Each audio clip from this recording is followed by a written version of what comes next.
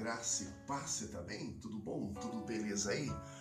Querido, você que esteve no último domingo conosco, você vai se lembrar que nós expomos Lucas capítulo 18, do verso 9 em diante. A famosa parábola do publicano e do fariseu. Dois sobem ao templo para buscar o Senhor. Um se coloca de pé e ele ora. Olha só, esse texto, meu irmão. Ó Deus, graças te dou, porque não sou como os demais homens, roubadores, injustos e adúlteros, nem ainda como este publicano. Jejuo 2 vezes por semana e dou dízimo de tudo que possuo. A lei de Moisés pedia para os caras jejuar uma vez, o cara jejuava. Esse era o cara, hein? Esse era o cara, ele jejuava 2. Aí você vai continuando o texto, o publicano, né? Não consegue nem sequer olhar para o céu, bate no peito, tem misericórdia de mim. O centro dessa mensagem fala sobre justiça própria.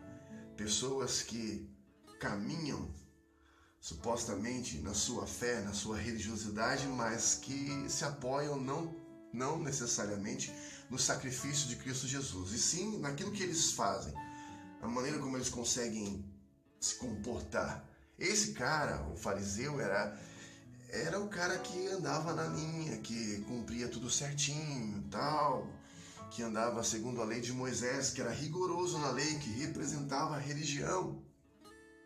O outro era o traidor da nação, o cara que cobrava impostos do seu próprio povo a serviço de Roma, o cara que era visto como alguém desprezível.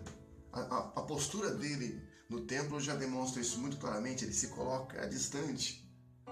Por quê? Porque provavelmente não era bem-vindo naquele texto.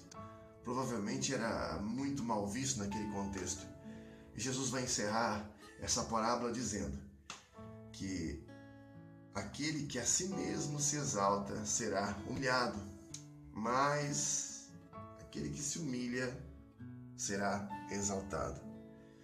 Bertrand vai fazer um comentário muito interessante, dizendo que exaltação é um ato exclusivo de Deus. Só os humildes podem ser exaltados. Lembre-se disso. Exaltação é um ato exclusivo de Deus. Só Deus pode exaltar, porque só Ele é exaltado.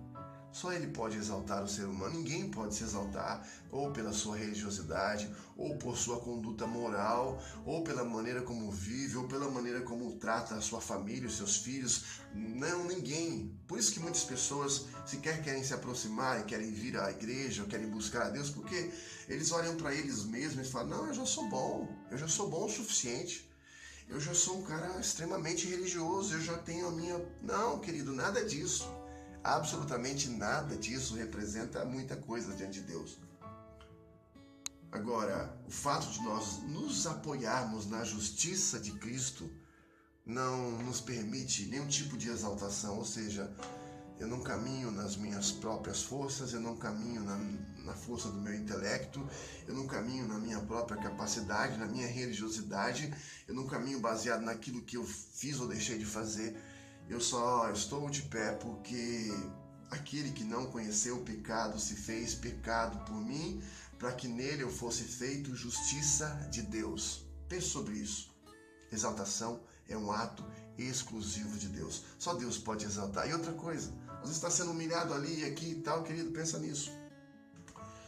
Exaltação não tem nada a ver com dar a volta por cima nas pessoas ou dar a volta por cima para mostrar para as pessoas o quanto você é bom e o quanto a sua religiosidade é forte e tudo mais. Não tem nada disso. Exaltação, pelo prisma cristão, genuíno, é a aproximação de Deus, é você estar mais próximo de Deus.